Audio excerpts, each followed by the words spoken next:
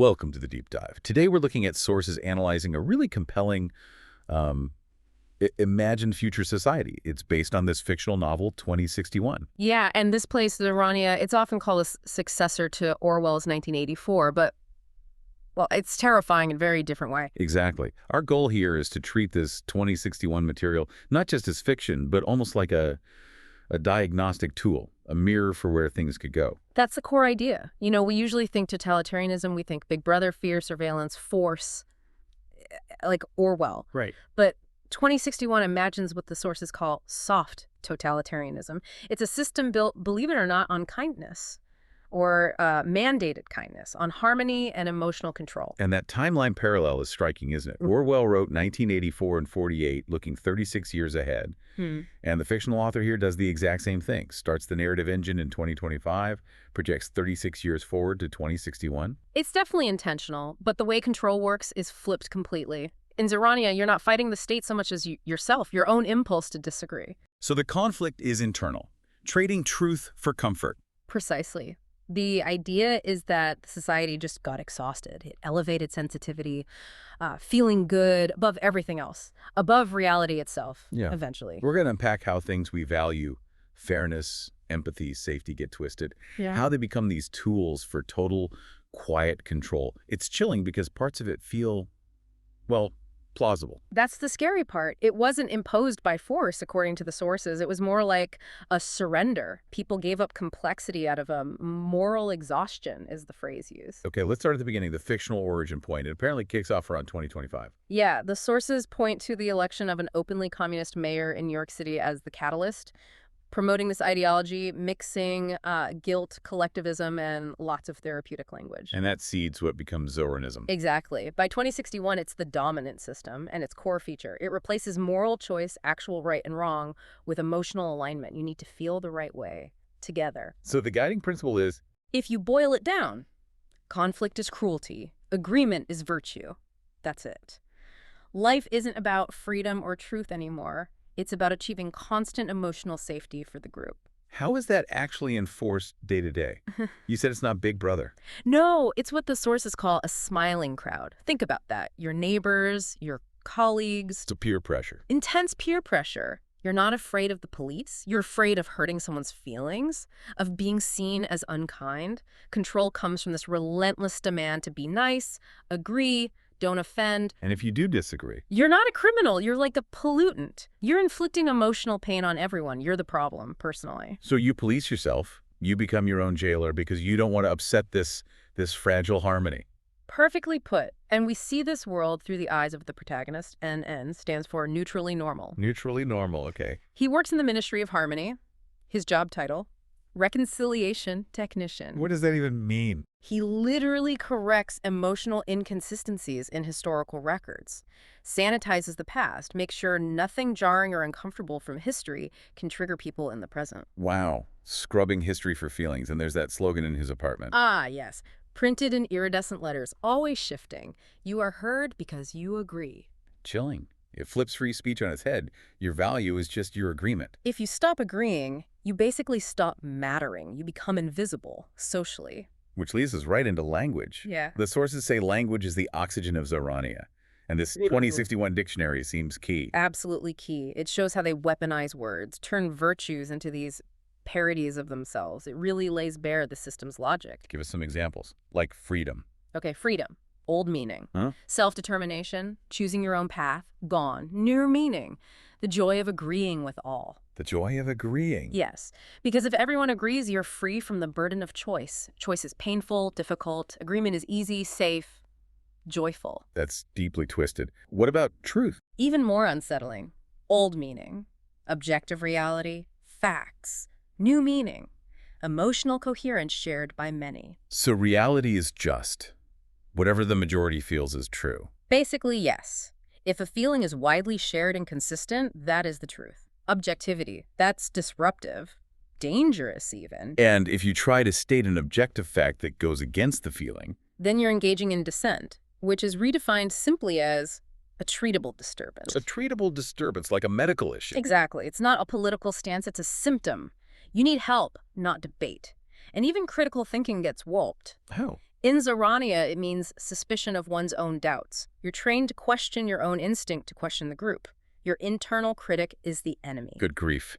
It's like they're trying to make your own mind uninhabitable if you don't conform. That's the goal. And this control isn't just in the dictionary, it's atmospheric. Every day starts with the emotional weather report. The what? The emotional weather report, broadcast everywhere, mandatory listening. What does it report? Like, partly cloudy with a chance of melancholy? Kind of. The source is quote 1. The people's mood today, brightly concerned.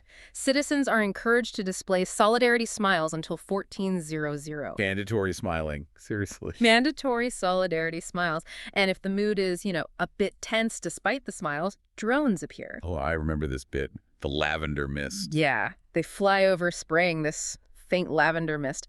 The official reason: to calm open tension. They're literally medicating the air to keep everyone docile and agreeable. It's absurd, but also it suggests how much pressure people must be under, that constant performance. Absolutely. The niceness is a weapon. Yeah. And this whole philosophy infects every institution. The sources call it the 5 inversions. Okay, let's walk through those.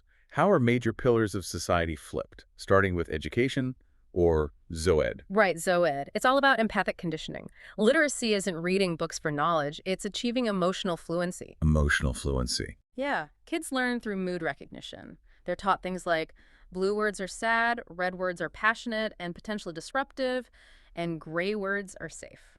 So the point of learning isn't facts, it's managing feelings. It's understanding that remembering something uncomfortable hurts someone. That's the prime directive. Avoid causing emotional discomfort at all costs. And the math example is just mind-blowing. Equality geometry. It really is something. To avoid shape privilege, I'm not making this up, teachers must declare every single triangle they study as isosceles. Equal sides, equal angles. But that's just not true. Mathematically. Doesn't matter. Ideology trumps geometry. If you can force math to bend to emotional demands, you can control anything. It shows the totality. Okay. Next inversion. Media. Zomedia. Journalism becomes mood casting. Yep. Forget reporting facts. The job is to soothe. The sources give this example. A meteor hits the coast. The Zomedia report. Something like, a meteor struck the coast today, reminding citizens of our shared fragility. Authorities thank the meteor for its unifying role. They thank the meteor because it brought people together and shared feeling. Facts are too harsh. News has to manage anxiety. And every report apparently ends with the national refrain. It could have been worse, and therefore, it is good. Always minimizing reality. Okay, what about the economy? Zoeco.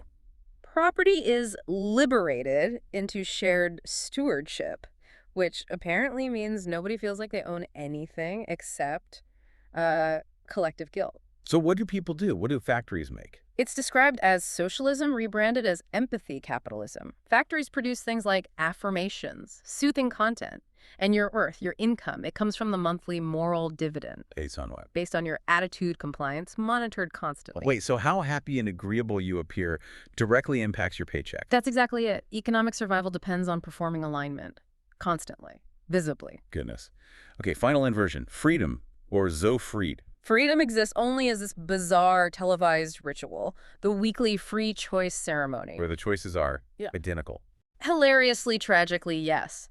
Citizens go into these booths, often on camera, and choose between yes, yeah, or I agree. That's not choice. Of course not. But the official line is, uniformity is the proof of sincerity. Choosing the same thing proves you're genuinely aligned. And if you don't participate or hesitate, you're not arrested. No, you're gently guided to a comforting rehabilitation center to help you, quote, rediscover your alignment. Therapy instead of punishment. It's tyranny wearing a therapist's coat. That's a great way to put it. And this is why Zohrania feels so plausible, so chilling. It wasn't built by soldiers. It supposedly arose from moral exhaustion, a society that just couldn't handle complexity or disagreement anymore. It shows sensitivity over truth. And the texture of daily life reflects that exhaustion, right? NN's walk through the city. Yeah, everyone's smiling, some from duty, the source notes. Even traffic lights are different. Red means pause and reflection. Yellow is proceed empathetically. There's no neutral go. Everything is emotionally loaded. Even trying to have a real conversation seems impossible. That free expression cafe. Oh, right. NN goes there, tries to engage. But there's an AI translator built into the cafe's system. It listens and reforms speech in real time. Oh. So if someone tries to say, I disagree, the AI instantly changes it to something like, I seek deeper resonance regarding that point. Wow. Just smooths over any potential conflict immediately. Disagreement itself is filtered out. Exactly.